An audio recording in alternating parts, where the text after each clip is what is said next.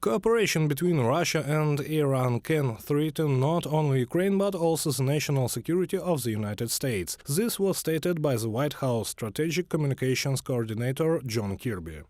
Iran and Russia are trying to deepen their defense partnership. It's about this deepening relationship which is not only not good for the people of Ukraine, it's not good for the people of the Middle East. John Kirby, coordinator for strategic communications at the National Security Council in the White House, in an interview with Voice of America. The United States expanded the sanctions list by adding Iranian representatives responsible for the production of drones and ballistic missiles.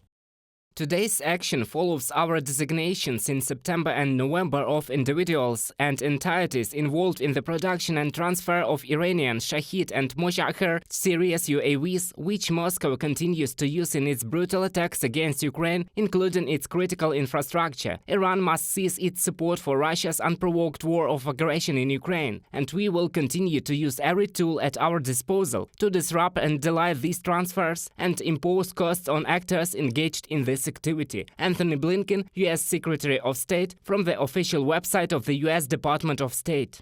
Life has really deteriorated significantly, although they are used to it, but the impact of the sanctions is very huge. Now the Americans have created a special commission that will study the components base of all Iranian weapons and look for how to influence the cessation of the supply of microchips and all other components. Russia and Iran are likely to be negotiating the supply of certain types of missiles. Minister of Foreign Affairs of Ukraine Dmytro Kuleba said that such a supply to Russia would be a red line. This may cause the use of all available instruments of pressure on Tehran. There is a possibility, but it's not 100%. There is an internal Iranian discussion, and especially now against the backdrop of international instability and protest. In the same place, those who are in favor of softening repressions against protesters, they are equally opposed to the supply of weapons. It is necessary to use the entire arsenal of pressure on this country so that its interests suffer in the South Caucasus and the Middle East, in Europe, so that they bear responsibility if such a decision is made. Experts believe that Iran can only supply Russia with drones and ballistic missiles. It is unlikely that other types of weapons will also be supplied.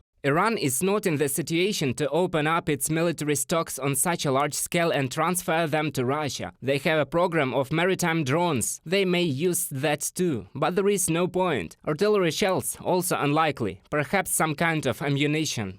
According to the representative of the main intelligence directorate of the Ministry of Defense of Ukraine, Vadim Skibitsky, as of January 4, 2023, Russia has launched approximately 660 Shahed-131 and Shahed-136 Iranian kamikaze drones in Ukraine. The agreement between Russia and Iran refers to the supply of 1,750 combat drones. Meanwhile, in the Iranian media on December 28, information appeared about the reception of 24 Russian Su-35 jet fighters, and on January 1st, the Iranian government announced the construction, together with Russia, of a new transcontinental trade route, bypassing, as they say, a foreign interference. Reported by Serhiy Kulyas, Yulia Bil, UATV News.